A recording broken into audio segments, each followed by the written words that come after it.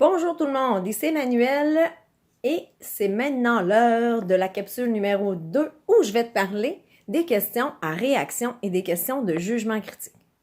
Quand vient le temps de répondre à un questionnaire quand tu lis un texte, c'est sûr que tu vas avoir des questions de réaction où tu vas devoir prendre position et donner ton point de vue, ta réaction par rapport à une situation, à une idée où tu vas sûrement me parler d'émotions que tu as vécues pendant la lecture. Donc, une question de réaction, il ne faut pas que tu oublies que tu dois vraiment donner ta réaction et nous expliquer pourquoi tu as cette réaction-là. Donc, si tu me dis que tu es indigné, si tu me dis que tu es fatigué, si tu me dis que tu es attristé, si tu me dis que tu es surpris par cette situation-là, c'est bien correct, mais tu peux pas t'arrêter là. Il faut que tu développes ton idée. Donc, pour y arriver, tu as besoin de suivre des différentes étapes. Donc, la première des choses, tu prends position, donc tu réponds à ta question. La deuxième, tu m'expliques pourquoi tu as cette réaction-là. Et quand tu vas expliquer, c'est vraiment important que tu te réfères au texte parce que c'est correct que tu nous parles de toi, mais en même temps, il faut que tu fasses un lien avec ce que tu as lu pour pouvoir... pour qu'on puisse comprendre pourquoi tu as telle ou telle réaction. Et finalement, une question de réaction, ça fait appel à toi. Donc, si ça fait appel à toi, il faut que tu nous parles de toi. Donc, la dernière partie, de tes caractéristiques personnelles, de tes repères. Donc, quand tu as une question à réaction, tous ces éléments-là, ils doivent être liés pour qu'on puisse comprendre pourquoi tu as cette réaction-là. Ça, c'est le premier type de question avec lesquelles tu vas devoir travailler. La deuxième, c'est ce qu'on appelle une question de jugement critique. Donc, ce qu'on a vu en classe cette année, on a vu qu'un jugement critique, c'est que tu vas prendre position encore, tu vas nous expliquer, mais la notion qu'on avait ajoutée cette année, c'était l'histoire du critère. Un critère, là, c'était l'élément sur lequel tu vas baser ta raison sur lequel tu vas devoir te positionner. Donc, si par exemple, je te demande, est-ce que tu as aimé ce livre-là? Ben, c'est sûr que tu pourrais me parler des personnages, des critères, de l'originalité, du genre, de ta compréhension. Tout ça, ce sont des critères.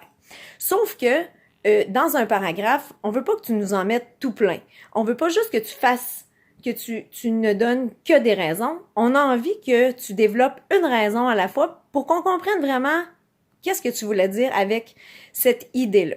Donc, une question de jugement critique aussi, ce qui est important, c'est que parfois, tu vas avoir des contraintes dans tes questions. Donc, on va fixer un public, parfois, on va te donner, tu vas devoir comparer entre des textes. Donc, tous ces éléments-là, c'est important que tu arrives à les cibler dès le début de ta lecture de ta question pour que tu puisses vraiment bien répondre à cette question-là.